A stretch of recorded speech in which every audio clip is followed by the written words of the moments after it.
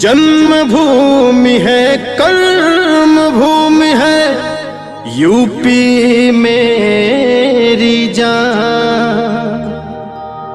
तन मन अर्पण जीवन अर्पण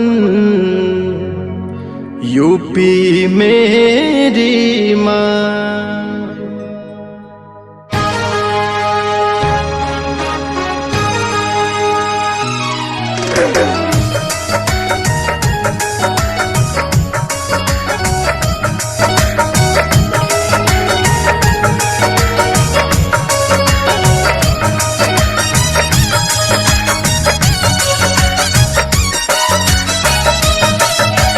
फूल फले अपना यूपी, फूल फले अपना यूपी। सपना पिताजी का मैं टूटने न दूंगा। छल प्रपंच के आड़ में, लूट खसोट के आड़ में यूपी को मैं लूटने न दूंगा। सुन लो मेरा संदेश मैं बोल रहा अखिलेश। सुन लो मेरा संदेश मैं बोल रहा अखिलेश।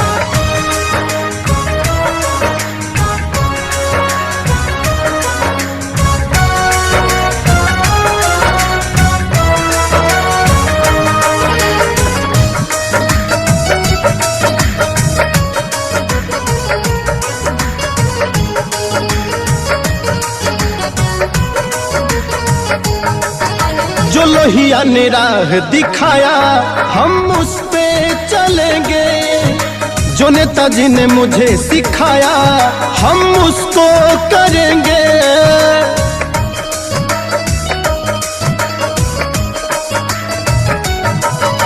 जो लोहिया ने राह दिखाया हम उस पे चलेंगे। जो नेताजी ने मुझे सिखाया हम उसको करेंगे। यूपी तो मेरे दिल में है, यूपी तो मेरे दिल में है। मैं कभी भी किसी को रूठने न दूंगा। सपना पिताजी का मैं टूटने न दूंगा। सुन लो मेरा संदेश मैं बोल रहा अखिलेश। सुन लो मेरा संदेश मैं बोल रहा अखिलेश।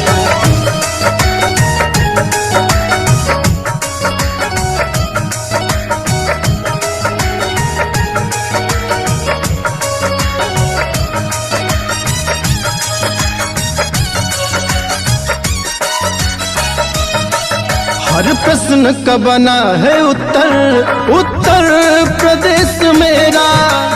इसके उजाले से होता पूरे देश में सवेरा।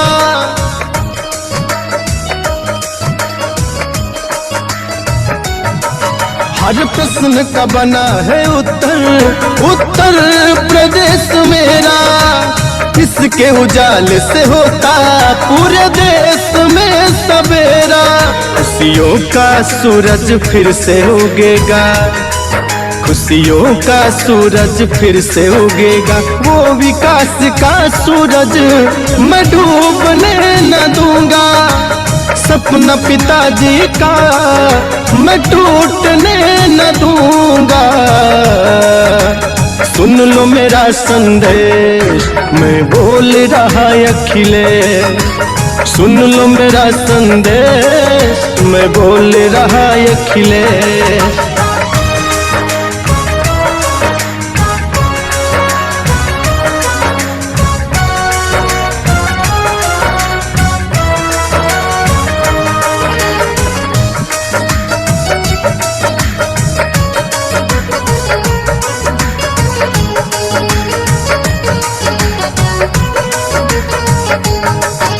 समाजवादियों की साइकिल चलती रहेगी। लाल टोपी सर पे हमारे सजती रहेगी।